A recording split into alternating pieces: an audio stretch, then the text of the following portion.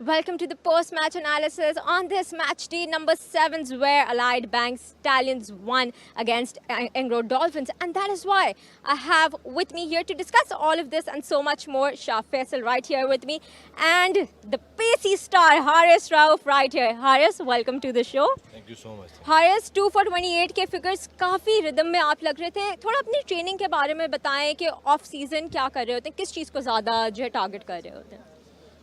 देखिए, आप of season अपनी बॉडी पे वर्कआउट कर रहे होते हैं कि आपके अगर कोई छोटी बॉडी मोटी आपकी अगर बॉडी के अंदर इंजरीज वगैरह होती हैं, आप उनको सेटल डाउन करने की कोशिश करते हैं और अपनी फ़िटनेस के बारे में ज़्यादा फोकस करते हैं कि आप क्या अपने आप को जो भी आपका नेक्स्ट टूर्नामेंट आ रहा है, जो भी आपकी नेक्स्ट कमिटमेंट्स हैं, उनको कैसे देखते हैं, उसके मुताबिक आप अपने आप को प्रिपेयर करने की कोशिश करते हैं.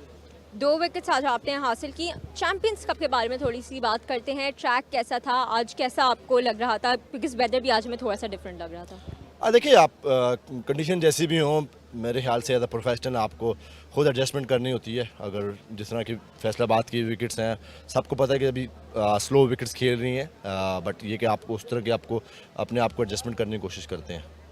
और हारिस, जिस तरह पाकिस्तान के जो 2 वाइट बॉल के वर्ल्ड कप्स गए हैं, काफ़ी डिसअपॉइंटिंग कैंपेन थी. ज़ाहिर है आप उनके स्टार प्लेयर्स में से आते हैं, एक्सपेक्टेशंस का एक लेवल होता है, तो चलें जो होना था वो तो हो चुका होता है. उसको कैसे आप बिहाइंड करके आगे की तरफ मूव करते हैं, अगले गोल सेट करते हैं?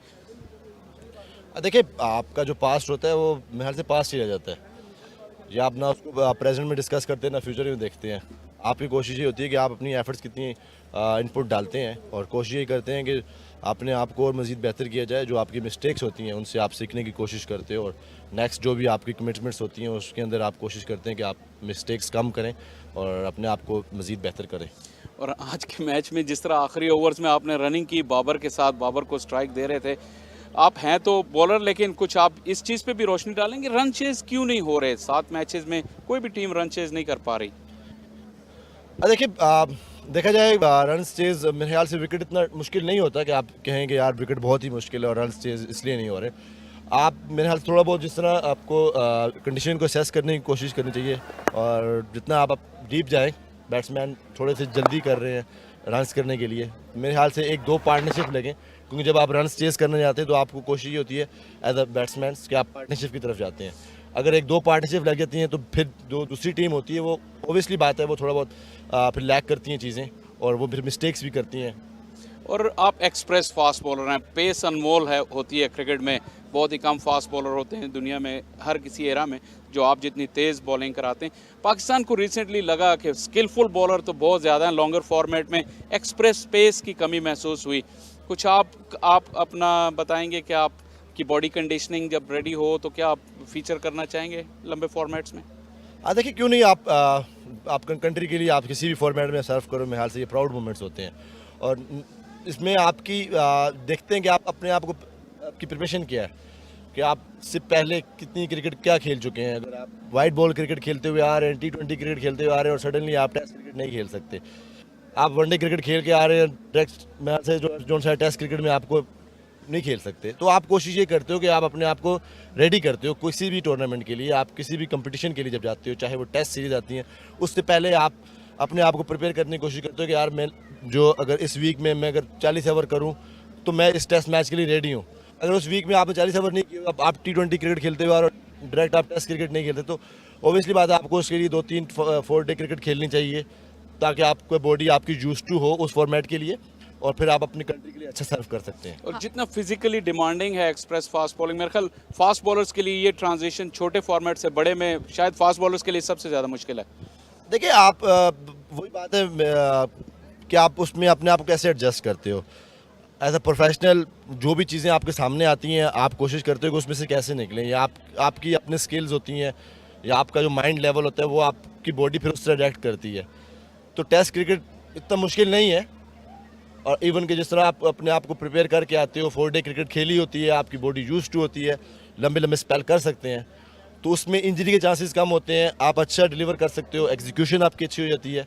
तो ये चीज़ें सारी देखनी पड़ती हैं. हारिस, आपने इंजरीज़ की बात की, फिटनेस की भी हम बात करें, ODI T20 सब की बात करें, तो बताएं शोएब मलिक, क्योंकि हमने देखा वो हर फॉर्मेट के बहुत ही अच्छे ऑलराउंडर, बहुत ही अच्छे प्लेयर हैं, उनकी मेंटोरशिप के अंडर आप लोग कैसा महसूस करें, कैसा पूरी टीम जलन कर रही है? देखिए काफ़ी रिलैक्स माहौल है और हर प्लेयर को उतना ही टाइम देते हैं, अगर वो सीनियर प्लेयर है या वो नया प्लेयर है, दोनों को हर प्लेयर को इक्वलिटी के साथ लेके चल रहे हैं और उतनी ही प्रिपरेशन करा रहे हैं। अगर कोई लड़का नहीं भी खेल रहा, उसकी जो प्रैक्टिस है उसको उस तरह ही मिल रही है जिस तरह अगर सीनियर प्लेयर को मिल रही है।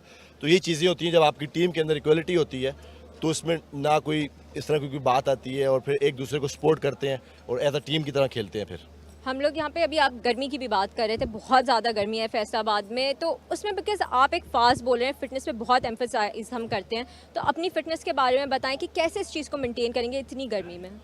देखिए ये आपके ऊपर होता है एज अ प्रोफेशनल, आप अपने आप को कैसे रिकवर करते हो अपनी बॉडी को, कि आपने मैच खेला हुआ है, कितने ओवर किए हुए हैं, आपकी बॉडी किस तरह बिहेव कर रही है, और आप वापस जाते हैं रूम के अंदर, आप क्या करते हैं, रात को आप स्लीप प्रॉपर लेते हैं नहीं लेते।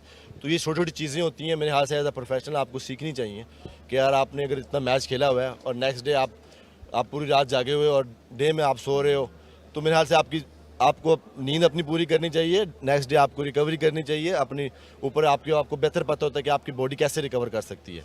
One final one slightly lighter note पे कि रेस्ट और रिकवरी रिलैक्सेशन का आपका बेस्ट मोड क्या है? देखिए मैं अपनी नींद पूरी करता हूँ, कोशिश करता हूँ सबसे पहले जो मेरी नींद पूरी होनी चाहिए, और उसके बाद मेरे पास आप आई स्टॉप लेते हो या आपके पास ऐसी कोई रिकवरी मशीन्स होती हैं, जिस तरह वो आपको अगर कोल्ड एंड कंप्रेसर की तरह मशीन्स होती हैं, वो आप लेके रखते हैं एज अ प्रोफेशनल, आप फिर उसको यूज़ करते हैं। Thank you. चलें, thank you so much Haris, thank you you. so much Shah Faisal for being here welcome. with us. And this was Haris Rauf with us for his 2 for 28 today.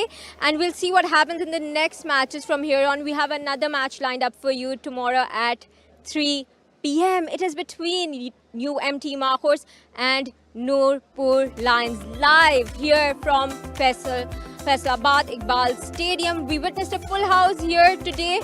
We're almost sure to witness a full house tomorrow as well. So you don't forget to tune in tomorrow. So we'll see you tomorrow.